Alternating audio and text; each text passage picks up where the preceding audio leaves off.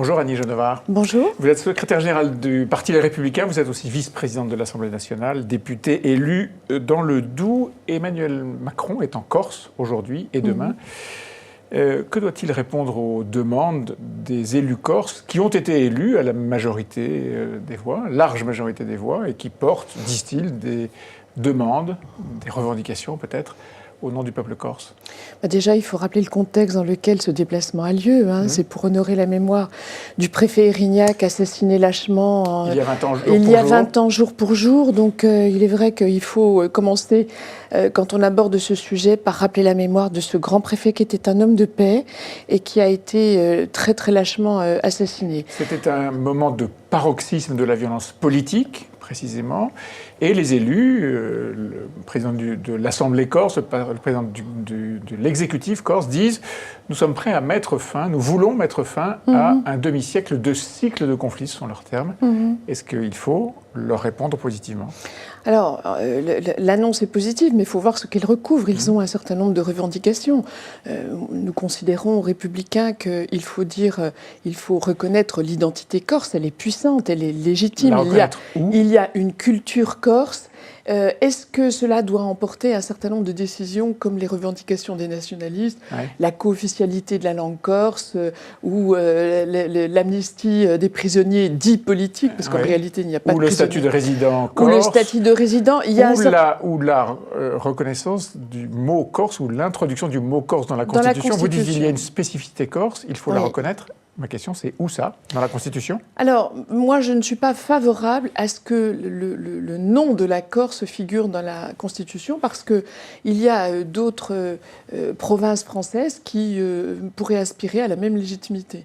Moi, je crois véritablement à l'unité de la République, et elle s'est construite au fil de nombreux siècles. Il n'est pas question de la défaire, fût-ce légitime de reconnaître la culture et l'identité corse. Non, je crois que ce qui est proposé par le président de la République, on verra ce que ça donne.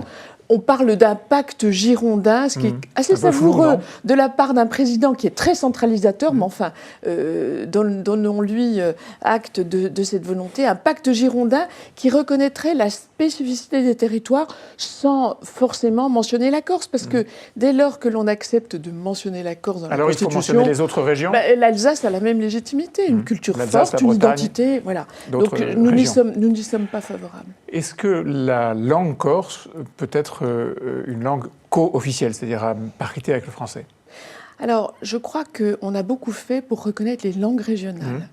D'ailleurs, elles sont désormais mentionnées dans la Constitution.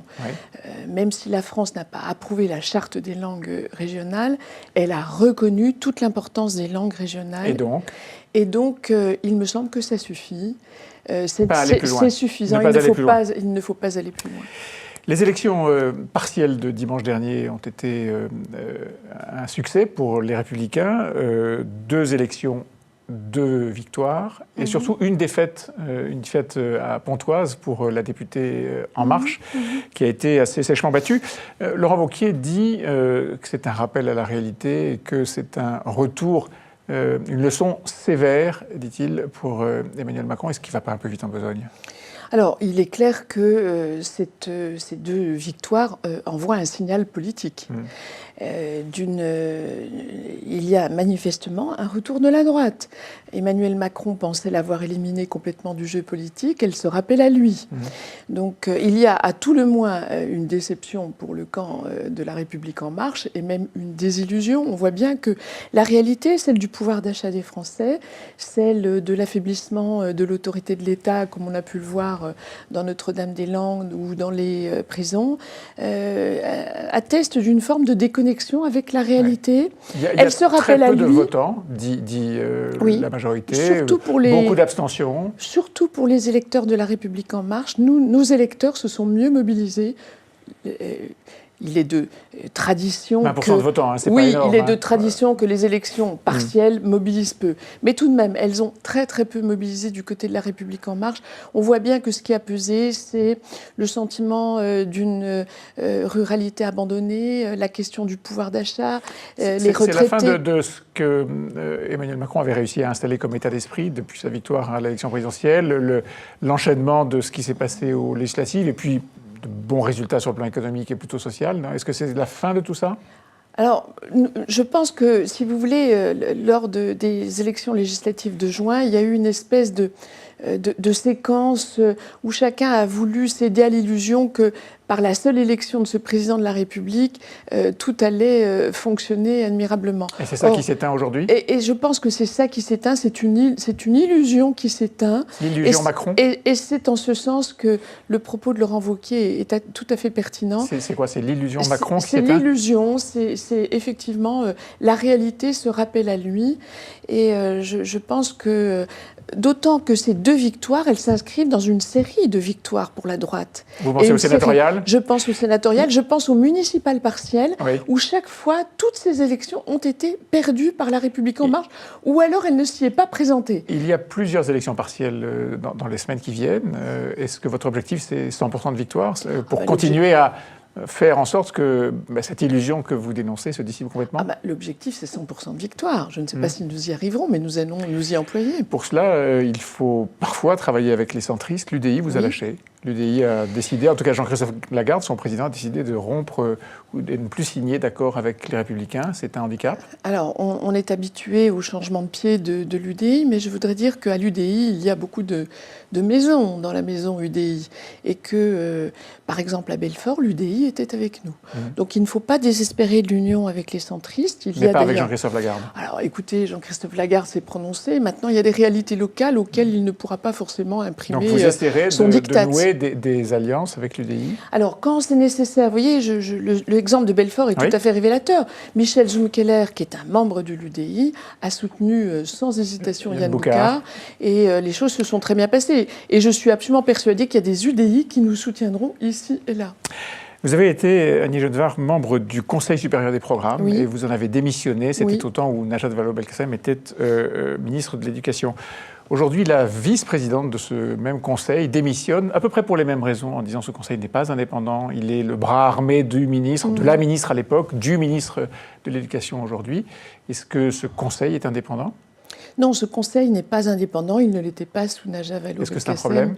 Non, c'est un problème. C'est un problème quand la tutelle est, de mon point de vue, mauvaise. Quand elle est de gauche ? Non pas quand elle est de gauche, quand elle est mauvaise. Je ne dis pas qu'elle est mauvaise parce qu'elle est de gauche, ce serait vraiment être très manichéen. Mais en l'espèce... J'essayais de comprendre pourquoi est-ce qu'elle était mauvaise dans un cas et pas dans l'autre. En l'espèce, franchement, le fonctionnement du CSP du Conseil supérieur des programmes avec Mme Vallaud-Belkacem était une véritable catastrophe. Je ne sais pas, il faut voir ce qu'il en est. La démission de Mme Plane n'est pas pour moi une mauvaise nouvelle, parce qu'elle avait imprimé à ce Conseil supérieur des programmes des orientations que je ne partageais absolument pas et que je jugeais préjudiciables. Donc vous êtes plutôt satisfaite qu'elle claque la porte ? Plutôt. Dans l'univers de l'éducation, il y a un sujet qui monte, qui est la violence scolaire. Un exemple d'un lycée à Toulouse a servi de révélateur. Est-ce que ce sujet doit être mis en haut de la pile des dossiers qui préoccupent Jean-Michel Blanquer ? Oui, véritablement. Je pense qu'on est dans une situation tout à fait alarmante. Pas évidemment partout en France, pas dans tous les établissements scolaires, mais on va s'occuper de ceux qui connaissent cette difficulté. Qu'est-ce qu'il faut faire pour Eh bien, vous savez, l'exemple de Toulouse est un exemple saisissant. Donc nous, les Républicains, nous voulons que les mesures soient multiples, des personnels dédiés à la sécurité dans les établissements. Davantage. Donc de l'argent. La sanction des fauteurs de troubles et leur éviction, voire l'abaissement de la majorité pénale, parce qu'il y a des jeunes qui se comportent comme les plus endurcis des délinquants.